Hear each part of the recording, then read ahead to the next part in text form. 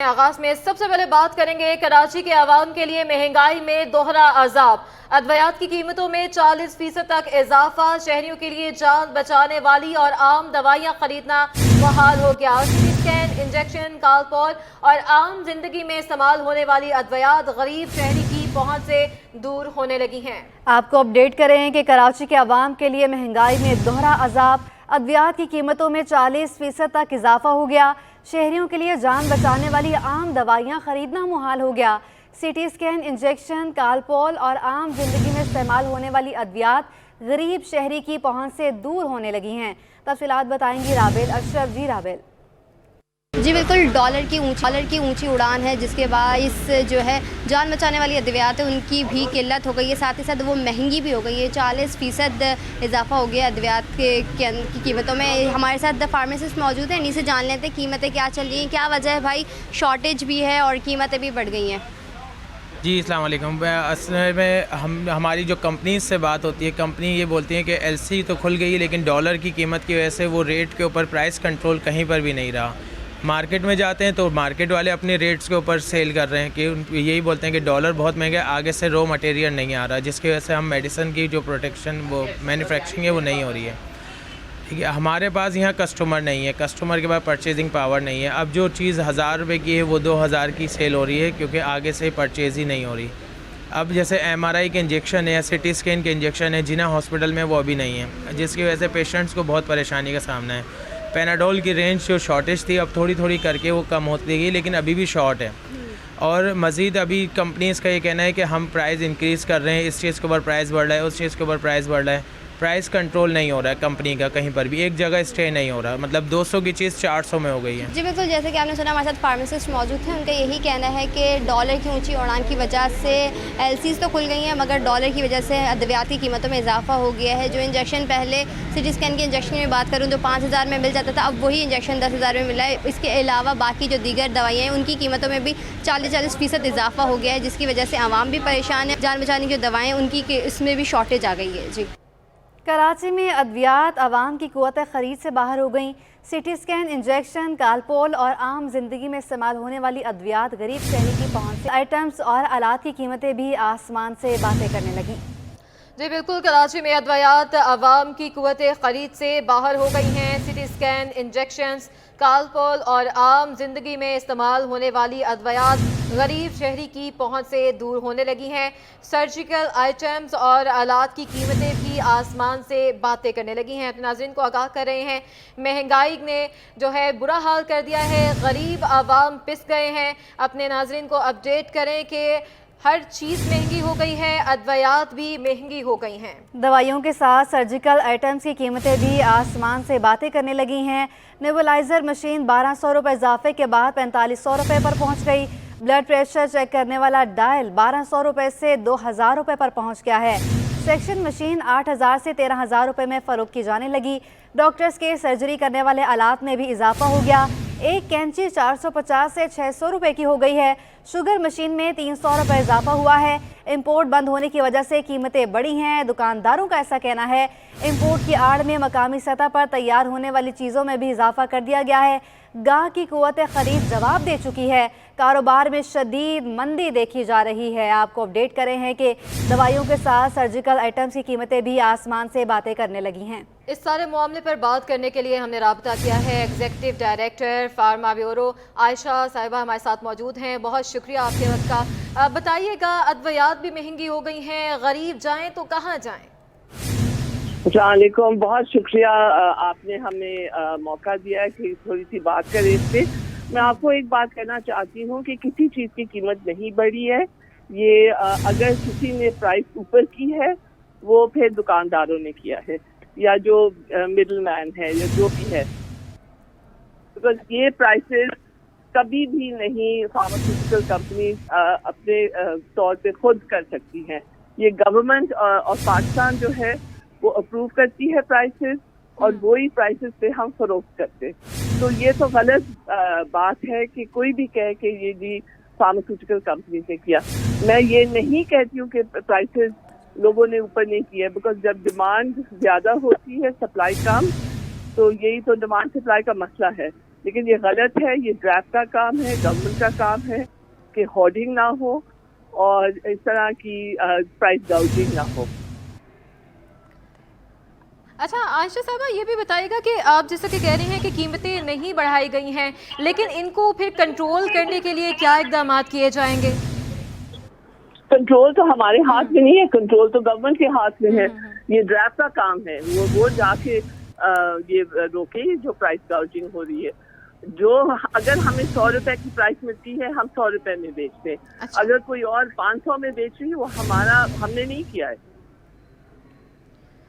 ठीक है, लेकिन मैं आपको जी। एक और बात बता देती हूँ, और ये बहुत सीरियस मामला है कि जो भी चीज जाती है दवाई बनाने में, वो चीज महंगी हो गई है। वो 3, 4, 5 गुना महंगी हो गई है और इसकी वजह से शॉर्टेजेस भी हो रही है, बिकॉज बहुत सारी कंपनीज नहीं बना रही है चीजें।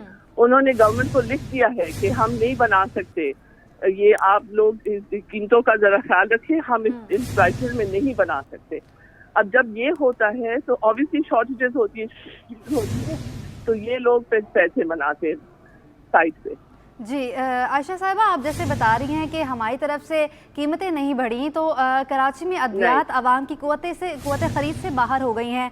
जब ये तो मैं आपको कहती जा रही है ना कि आवाम की खरीद से बाहर हो गई है, लेकिन जिम्मेदारी किसकी बनती है कि इसको कंट्रोल में लाए? जिम्मेदारी फार्मास्यूटिकल कंपनी की नहीं है। फार्मास्यूटिकल कंपनी अगर उनको 10 रुपए की दवाई देनी है, वो 10 रुपए में देगी। अगर कोई और 100 में बेच रहा है, वो कंपनी नहीं कर रहा है, वो कोई और कर रहा है। जी, खुद साख्ता की जा रही है महंगाई और कीमतें बढ़ाई जा रही हैं। मिस आयशा, आप बिल्कुल ठीक कह रही हैं, लेकिन ये बताएगा कि जैसे ही हम देखते हैं कि कीमतों में इजाफा होता है, अद्वियात महंगी होती हैं, पैनाडोल शॉर्ट हो जाती है, तो इसके हवाले से आप क्या कहेंगी? नहीं, पैनाडोल बिल्कुल नहीं शॉर्ट हुआ। यही तो बात है ना। अगर कोई जाके उसको, और पैनाडोल क्या है? पैनाडोल एक ब्रांड है। जो दवाई है वो पैरासेटामोल है। पैरासेटामोल के बनाने वाले कोई आई डोंट नो कितने है, आई थिंक 120 तो रजिस्टर्ड कंपनीज है जो पैरासेटामोल बनाती है। अगर वो नहीं बना रही है कीमतों की वजह से, फिर वो भी ड्रैफ्ट का काम है।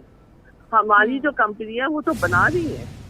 हमारी सारी मल्टीनेशनल्स जो है वो सारी दवाइयाँ बना रही है। उन्होंने गवर्नमेंट को लिखा है कि हमें बहुत डिफिकल्टीज हो रही हैं, हमारी प्रोडक्शन बहुत मुश्किल से हो रही है, और अगर आप कुछ नहीं करेंगे तो हम कैसे बनाएंगे? अच्छा, अभी तो लॉस में, सारी कंपनीज लॉस में जा रही है। आप खुद सोचें कि यहाँ पे लाखों लोगों की रोजी है, इतने यहाँ पे hundreds of thousands of people जो है डिप्लॉय है फार्मास्यूटिकल इंडस्ट्री में, और ये एक इंडस्ट्री है, वाहिद इंडस्ट्री है जो पूरी टैक्स देती है। आप उसको क्यों डिप्लॉय कर रहे हैं? थोड़ा सा आप इन्फ्लेशन देख रहे हैं, इन्फ्लेशन कितना हो गया है? 37% इन्फ्लेशन, और डिप्रिसिएशन रुपी का आप देख लें तो कितना हुआ? एक महीने में 50 रुपीज गिरा, उसके बाद दोबारा गिरा। आप खुद देख लें कि ये कितने मसले हैं। अगर कोई हल करने के लिए तैयार नहीं, बात करने के लिए तैयार नहीं, हम तो हुकूमत से कह रहे हैं हमसे बात तो कर ले। अभी तक किसी ने हमसे बात नहीं की है और बात करने को तैयार नहीं है, बिकॉज वो समझते हैं अगर हम कुछ भी करें दवाइयों पे, आपकी मीडिया पे इतना यहाँ पे शोर मचेगा। लेकिन मैं आपको एक बात बताऊं, जो सबसे महंगी दवाई है पूरी दुनिया में सबसे महंगी दवाई है, वो दवाई है जो आपको नहीं मिल रही है, वो सबसे महंगी, तो उससे आपकी जान जा सकती है। अच्छा मैम आशा, ये भी बताइएगा, अब हम देख रहे हैं जिस तरह से महंगाई ज़्यादा होती जा रही है, आइंदा आने वाले दिनों में महंगाई मज़ीद बढ़ेगी, तो ऐसे में अद्वियात में इस्तेमाल होने वाली अशिया भी बढ़ेंगी। तो इस हवाले से आप क्या कहना चाहेंगी कि अब अद्वियात जो है महंगी करनी पड़ सकती हैं आपको? महंगी करनी पड़ेगी, हर एक चीज़ महंगी हो गई है। बिजली का आप देखें, जो चीज़ दवाई में जाती है उसको बनाने के लिए अगर उसका प्राइस ऊपर जाता है तो ऑटोमेटिकली दवाई की प्राइस ऊपर जाएगी। लेकिन जो मैं कह रही हूँ और जो सबको समझना चाहिए है कि जब तक हुकूमत पाकिस्तान अप्रूवल नहीं देती है, हम प्राइस को नहीं बढ़ा सकते हैं। हम खुद ब खुद नहीं बढ़ाते हैं प्राइस, ठीक है? ये जो प्राइस जो आप कह रही हैं कितनी महंगी है, ये जो उस तरह के अनासर है मार्केट में जो पैसे बना रहे हैं ड्रग से, 10 रुपए की ले रहे हैं, 100 रुपए की बेच रहे हैं। बिल्कुल खुद साख्ता जो है वो कीमतें नहीं बढ़ाई जा रही। आप बिल्कुल सही फरमा रही हैं। बहुत शुक्रिया आपके वक्त का।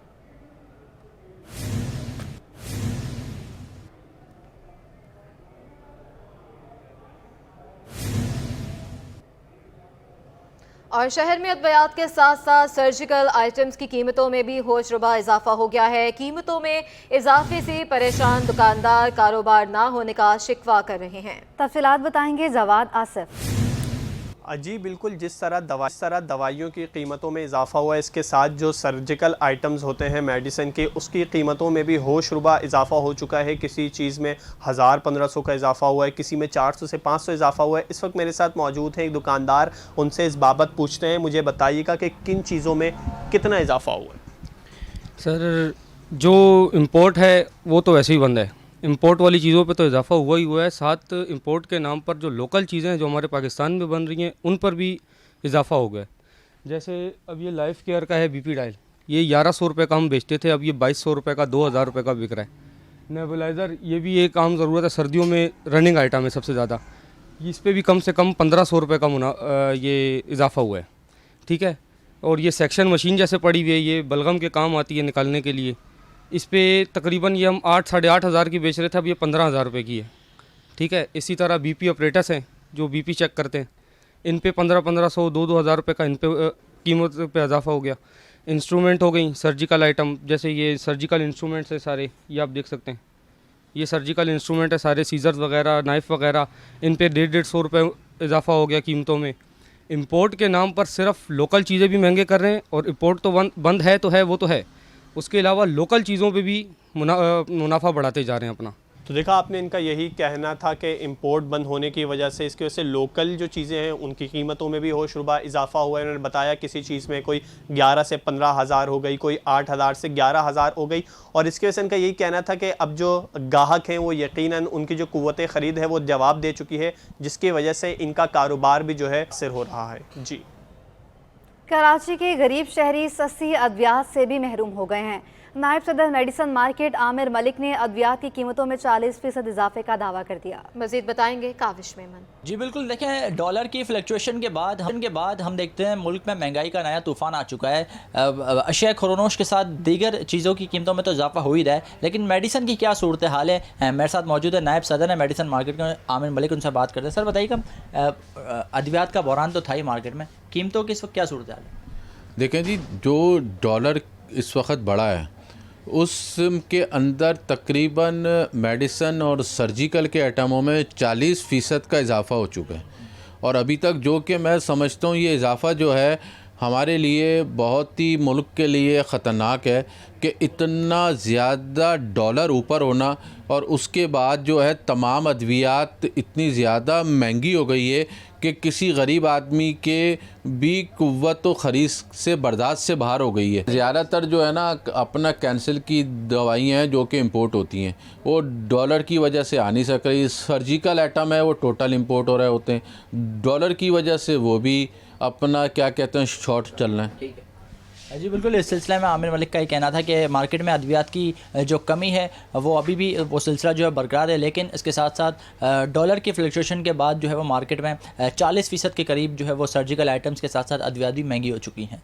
जी, डायरेक्टर जिला अस्पताल डॉक्टर शाहिद रसूल के इस्तीफ़ा देने पर यंग डॉक्टर्स ने इनके हक में पुरअमन एहतजाज शुरू कर दिया है। चेयरमैन YDA डॉक्टर शाहिद रसूल डॉक्टर उमर सुल्तान कहते हैं कि डॉक्टर शाहिद रसूल के आने के बाद जिला अस्पताल काफ़ी हद तक बेहतर हुआ है।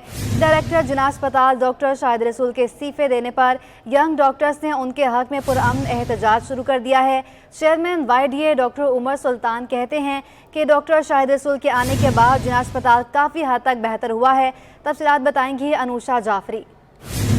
जी बिल्कुल, यंग डॉक्टर्स की जानिब से एक दफ़ा फिर से एहतजाज का सिलसिला जो है वो शुरू कर दिया गया है, जिसके अंदर जो है वो यंग नर्सेज भी शामिल हैं। इनका ये मुतालबा है इस बार के डॉक्टर शाहिद रसूल जो डायरेक्टर हैं JPMC के, उनकी जानिब से जो है वो इस्तीफ़ा दिया गया है। ये इत्तलात जो है वो इन डॉक्टर्स को मौसूल हुई है, जिस पर इनका ये कहना है कि डॉक्टर शाहिद रसूल एक अच्छे ऑफिसर हैं जिनके आने से जो है वो इंतज़ामिया बेहतर हुई है JPMC की।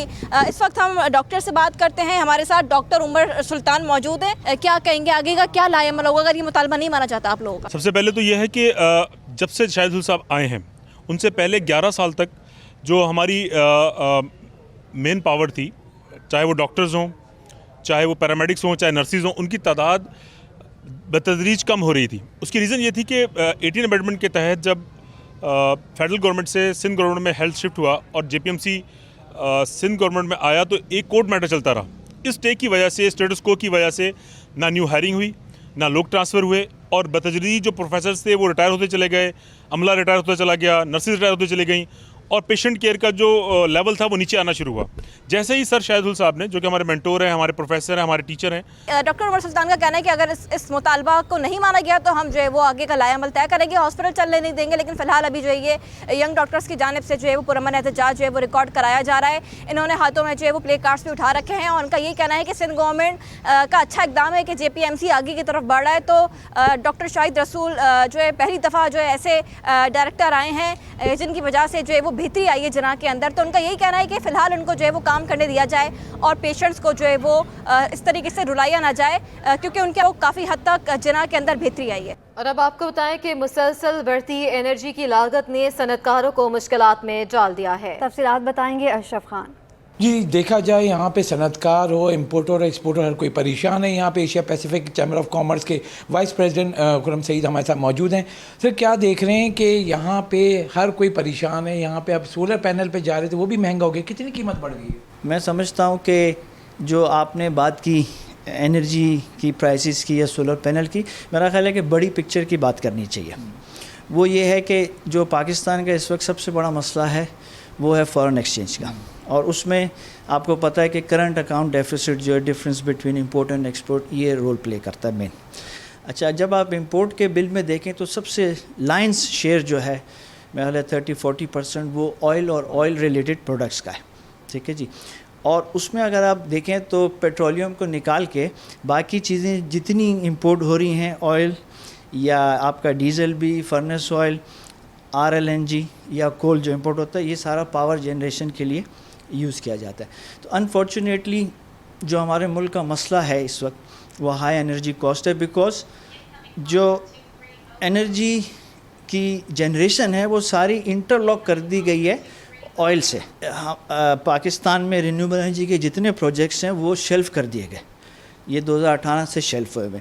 मैं आपको बताऊंगा और आपको शायद जान के हैरत भी हो कि इस तरह के कोई 1000-1200 के मेगावाट के प्रोजेक्ट्स थे जिनको नेपरा ने 2 साल पहले 3.5 सेंट का, जो उस वक्त के 6 रुपये थे, 6 रुपये का टैरिफ दिया। अनफॉर्चुनेटली गवर्नमेंट ने इस प्रोजेक्ट्स को आगे नहीं जाने दिया, पिछली गवर्नमेंट ने, उससे पहले जो 2 गवर्नमेंट्स थी। कोई पाकिस्तान में ये सोचता है कि जी ये प्रोजेक्ट्स जो आप शेल्फ किए हैं आपने 2000-3000 मेगावाट के, जो आपको आज चलें, उस वक्त तो 6 रुपये था, आज 10 रुपये। 10 रुपये की बिजली आपको without any subsidy, without any imported fuel मिल सकती है। इंपोर्ट बिल भी कम होगा, एनर्जी बास्केट प्राइस कम होगी, लेकिन अनफॉर्चुनेटली कोई इस तरफ तवज्जो नहीं देता। जी, जैसे कि आपने सुना, यहाँ पे कहा है कि जो एनर्जी बहरान है उसके हल के लिए एक मुतबादिल तवानाई की ज़रूरत है, जिसमें आपका सोलर है, विंड टर्बाइन से बिजली सस्ती बनाई जा सकती है, ताकि जो मजमूई जो लागत है बिजली की वो कम होगी, जिससे आम आवाम को भी फ़ायदा होगा। सिंध हुकूमत ने कराची में माहौलियाती आलूदगी से निपटने के लिए मौसमी तब्दीली के पेश नज़र मैंग्रोव्स के पौधे लगाने का फैसला कर लिया है। तफसीलात जानेंगे, आज़ाद नोडियो हमारे साथ मौजूद हैं। आज़ाद, अपडेट कीजिएगा इस हवाले से। जी बिल्कुल, सिंध सरकार ने कराची शहर में माहौलियाती आलूदगी से निपटने और शहर में जो तहफ़्फ़ुज़ के हवाले से, माहौलियाती तहफ़्फ़ुज़ के हवाले से बाज़ाब्ता तौर पर अमल दरामद शुरू कर दिया। इस हवाले से जो है चीफ सेक्रेटरी सिंध ने महकमा या जो माहौलियात है उसको और कमिश्नर कराची और DC बीमारी को सख्ती से अहकाम जारी किए गए। जो KPT कराची कोस्ट अथॉरिटी है उससे इलाहा किया गया है। इलाहा के तहत समुद्र के अंदर मैंग्रोव के दरख्त लगाने का फैसला किया गया है। इस हवाले से कमिश्नर और डिप्टी कमिश्नर को सख्ती से अहकाम जारी किए गए हैं। समुद्र के अंदर जो गैर कानूनी तजावुज़ात हैं उनको खत्म किया जाए, जो जगह है वहाँ पर, और वहाँ पर जो मैंग्रोव के पौधे लगाए जाएँ। इस हवाले से डिप्टी कमिश्नर और कमिश्नर कराची को खासतौर पर KPT इंजीनियर से मिलकर जो इस सलाह के तहत काम करने के अहकाम जारी किए गए हैं, ताकि कराची शहर में माहौलियाती आलूदगी है या माहौलियाती तहफ़्फ़ुज़ है उसके हवाले से अमल दरामद को यकीनी बनाया जाए। जी ठीक है आज़ाद नोडियो, बहुत शुक्रिया आपका।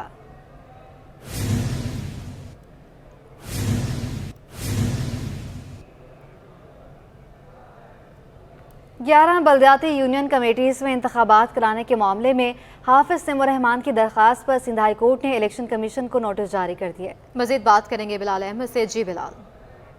जी, बल्दियाती इंतखाबात के सिलसिले में खाली रह जाने वाली 11 यूनियन कमेटीज़ में इंतखाबात कराने का ये मामला है। अमीर जमात इस्लामी कराची हाफिज़ नईमुर रहमान की जानिब से एक आइनी दरख्वास्त सिंध हाई कोर्ट में दायर की गई थी, जिसकी आज सिंध हाई कोर्ट के 2 रुकनी बेंच ने समाअत की है। दौरान समाअत हाफिज़ नईमुर रहमान के वकील ने अदालत को ये बताया कि जो बल्दियाती इंतखाबात शहरी सिंध के अंदर हुए हैं और कराची के अंदर, उसमें 11 यूनियन कमेटीज़ ऐसी हैं जिनमें ये इंतखाबात नहीं हो सके थे। उनकी वजूहात में या तो उम्मीदवार इंतकाल कर गए थे या दीगर वजूहात शामिल थी। अब इलेक्शन कमीशन ऑफ पाकिस्तान से जमात इस्लामी ने मुतअद्दिद दरख्वास्तें दायर करके ये मौक़िफ़ अख्तियार किया था कि इन 11 हलकों में अंदर इंतखाबात कराए जाएँ, लेकिन अब तक इलेक्शन कमीशन ऑफ पाकिस्तान इस पर कार्रवाई नहीं कर रहा और हीले बहानों से काम लिया जा रहा है। और अमीर जमात इस्लामी हाफिज़ नईमुर रहमान ने अपनी दरख्वास्त में ये मौक़िफ़ अख्तियार किया कि अब उनके पास सिर्फ एक ही रास्ता रह जाता है कि वो अदालत से रुजू करें और अदालत इलेक्शन कमीशन ऑफ पाकिस्तान को नोटिस जारी करके उनसे जवाब तलब करे और फौरी तौर के ऊपर ये खाली रह जाने वाली 11 यूनियन कमेटीज़ में इंतखाबात का हुक्म जारी किया जाए, जिस पर अब सिंध हाई कोर्ट ने इलेक्शन कमीशन ऑफ पाकिस्तान और इलेक्शन कमीशन ऑफ नुमाइंदा सिंध को नोटिस जारी कर दिए हैं और 10 रोज़ में जवाब तलब किया है। और कहा गया है सिंध हाई कोर्ट की जानिब से इलेक्शन कमीशन को कि वो जवाब जमा कराएँ कि ये जो खाली रह जाने वाली यूनियन कमेटीज़ हैं, इनमें इंतखाबात से मुतल्लिक इलेक्शन कमीशन का क्या मौक़िफ़ है। जी, सिंध मदरसतुल इस्लाम यूनिवर्सिटी में 2 रोज़ा ग्लोबल रिसर्च कांग्रेस दूसरे रोज़ भी जारी है। तफसीलात बताएंगे अक्सा शाहिद। बिल्कुल, मैं सब मौजूद हूँ सिंध मदरसतुल इस्लाम यूनिवर्सिटी में, जहाँ 2 रोज़ा ग्लोबल रिसर्च कांग्रेस जो है वो जारी है। कल इसका पहला रोज़ था, आज इसका दूसरा रोज़ जो है वो जारी है, जिसमें जो है वो मुख्तलिफ पैनल डिस्कशंस हो रही हैं, मुख्तलिफ कॉन्फ्रेंस हो रही हैं। गैर ममालिक से भी जो है वो स्पीकर्स आए हुए हैं। इस वक्त मेरे साथ जो है वो ग्लोबल रिसर्च कांग्रेस के कन्वीनियर मौजूद हैं, डॉक्टर जाहिद प्रोफेसर। उनसे जानेंगे, सर आप मुझे बताएँ क्या कहेंगे, आज का इफ्तिताह हो चुका है, 2 डिस्कशंस हो चुकी हैं। जी थैंक यू। एक्चुअली हमारा इनाग्रेशन कल हुआ था और हमारे सईद गनी साहब आए थे यहाँ पे इनाग्रेशन करने के लिए। कल से आज तक ये सेशन चल रहे हैं, अभी तक टेक्निकल सेशन चल रहे हैं और आज सेकंड हाफ में जो है हमारा वीसी साहब का पैनल डिस्कशन है एंड देन कंक्लूजन सेशन है। अभी तक जो है हमारे 5 टेक्निकल सेशंस ओवरऑल हो चुके हैं, जिसमें तकरीबन हर टेक्निकल सेशन में जो है वो 2 से 3 सेशंस हैं और हर सेशन में 2 से 4 क्लासेज हैं। तो इस लिहाज से जो है हर एक स्लॉट में तकरीबन 14 रूम्स में सेशन चल रहे हैं। उस लिहाज से कल जो हुआ था तकरीबन हमारे 80 सेशन चले थे। 80 से मुराद है कि भाई हमारे तकरीबन हर सेशन में 3 बाहर के रिसर्चर आते हैं। बाहर से मुराद है कि from different parts of the world, कुछ इंटरनेशनल आए हुए हैं, तकरीबन 10 हमारे इंटरनेशनल स्पीकर्स आ चुके हैं, from Poland, from UK, from USA, from Iraq, from Oman ये आ चुके, फ्राम तुर्किया ये आ चुके हैं और ऑलमोस्ट 150 हमारे researchers from the whole of the Pakistan आ चुके हैं, including AJK, Punjab, KPK, Balochistan and from different universities of Sindh. और 187 पेपर्स जो है प्रेजेंट होने हैं, काफ़ी हो चुके हैं, बाकी अभी जो है हो रहे हैं। 187 पेपर्स का मुराद है कि अगर 3 रिसर्चर भी एक पेपर में है तो ऑलमोस्ट 600 तो सिर्फ रिसर्च के स्टूडेंट्स हैं जो यहाँ पे रिसर्च करेंगे। 150 यहाँ पे उनको जो है रिसर्चर्स गाइड करेंगे वो किस तरह से रिसर्च हो रही है। बिसाइड्स दैट वन हमारे पैनल डिस्कशन चल रहे हैं, तकरीबन 10 पैनल डिस्कशन जो है वो शेड्यूल है, जिसमें डिफरेंट मौजूआत पे वो जो है पैनल डिस्कशन है। उसमें मीडिया भी है, उसमें एजुकेशन भी है, उसमें इन्वायरमेंट साइंसेज भी है, उसमें मैनेजमेंट साइंसेज भी है, ये सभी के थे। और इसमें भी जो है हर सेक्टर के, यानी कि कुछ जो है वो CEOs आए हुए हैं, कुछ बैंकिंग के आ रहे हैं, कुछ मीडिया के आ रहे हैं, कुछ एकेडमिक से आ रहे हैं, वो सारे के सारे जो हैं वो अपना पॉइंट ऑफ व्यू दे रहे हैं on the theme of the Congress. बिल्कुल, तो आपने सुना कि कन्वीनर डॉक्टर जाहिद का कहना है कि जो 150 के करीब जो है वो मुल्की और गैर मुल्की रिसर्चर यहाँ पे आ रहे हैं, जो 600 से ज़्यादा स्टूडेंट्स के रिसर्च पेपर को अपनी निगरानी में ले रहे हैं। साथ ही जो है वो कल के रोज़ 80 सेशंस हुए हैं और आज जो है वो 40 रूम क्लास में जो है वो सेशंस हो रहे हैं। हर क्लास में जो है वो 3 रिसर्चर जो है वो स्टूडेंट्स को गाइड कर रहे हैं रिसर्च के हवाले से। साथ ही जो है वो कल मेहमान खुसूसी सईद गनी थे, आज के मेहमान खुसूसी ताहाल अब तक कोई नहीं है। जी, कराची गेम्स के बाद कराची सुपर लीग भी शहरियों की तवज्जो का मरकज़ बन गई है। ताबिश मीर अपडेट करेंगे। हाँ जी बिल्कुल, इस वक्त मैं रिपोर्ट कर रहा हूँ गुलबर्ग का TMC ग्राउंड है। मैं अपने कैमरामैन से गुजारिश करूँगा हैदर अली जैदी साहब मेरे कब में दिखा सकें थे। इस वक्त जो है क्रिकेट मैच जारी है, 20-20 ओवर पर मुश्तमिल ये क्रिकेट लीग जो है KPL क्रिकेट लीग है, जिसमें खिलाड़ी जो है नौजवान इन एक्शन दिखाई दे रहे हैं। खिलाड़ी हमारे यहाँ भी मौजूद हैं, उनसे ही बात करते हैं। किस तरीके से देख रहे हैं इस लीग को? आपकी टीम जो है बैटिंग करते हुए दिखाई दे रही है, क्या कहेंगे, क्या हिकमत अमली है? आखिर क्वालिफाई की ये है है कि जैसे कि 3 मैचेस का रिकॉर्ड है कि 3 मैच जीतना लाजमी है, और उनमें से 12 टीमों पे चल रहा है टूर्नामेंट। उसमें ये कि दोनों ग्रुप में से 3 टीमें क्वालिफाई करेंगी और आगे पे वो क्वार्टर फाइनल्स में फिर सेमीफाइनल और फाइनल। इंशाल्लाह ताला रमज़ान से पहले का ये अच्छा टूर्नामेंट चल रहा है और इसको यही कि अच्छे फिनिशिंग पे हम एंड पे करेंगे टूर्नामेंट। क्या समझ रहे हैं, जीतने वाली टीम को क्या गेट मनी दिया जाएगा और इससे कितना फ़ायदा होता है नौजवान खिलाड़ियों को? यार ये तो बहुत अच्छी है कि अपने जीतने वाली टीम को हम दे रहे हैं कि तकरीबन कोई 42 ऐसे ही करके कुछ समथिंग दे रहे हैं, और बाकी रनर अप भी है। और इंशाल्लाह हम पिछले साल भी जीते हैं और इस साल भी हम जीतेंगे। कोशिश तो हमारी सारी है, बाकी दुआ करें कि चेस तो कर रहे हैं हम, इंशाल्लाह हो जाए। जी, आपने देखा क्या कुछ कह रहे थे नौजवान खिलाड़ी। कराची गेम्स 2023 में टेबल टेनिस के मुकाबले KMC स्पोर्ट कॉम्प्लेक्स में जारी हैं। तफसीलात बताएंगे मोहम्मद हमाद। जी देखें, कराची गेम 2023 में टेबल टेनिस के मुकाबले इस वक्त KMC स्पोर्ट्स कॉम्प्लेक्स में जारी हैं और मेरे साथ जो है इस वक्त मौजूद हैं टेबल टेनिस के जो इवेंट कोऑर्डिनेटर हैं राशिद निज़ाम साहब। हम उनसे बात कर लेते हैं। राशिद भाई, ज़रा मुझे बताइएगा, बड़ा ज़बरदस्त हमने देखा कि मुकाबला चल रहा है इस वक्त लड़कियों का, तो कितनी लड़कियों ने जो है इसमें हिस्सा लिया है, स्कूल की सतह पर, कॉलेज की सतह पर, या जो है क्लब्स की सतह पर बच्चे जो इसमें पार्ट ले रही है, और अभी क्वार्टर फाइनल मुकाबलों में जो है कौन सा जो डिस्ट्रिक्ट है वो जो है ज़्यादा जो है अपनी पोजीशन हासिल करने के उस पर है? जी बहुत शुक्रिया।